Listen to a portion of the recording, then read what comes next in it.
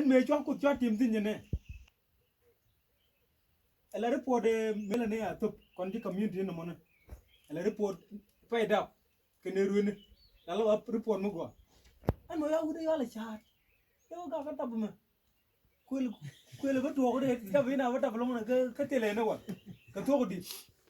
an bo me cho la gwa da yo ko tim tin che wa ne me ke le ko ba ka ku ga ndial len ci le ko to dan ko report ni chen la ga de twen mi ci ne to la report ita ga de twen da ku ken la ken ku ena alo etem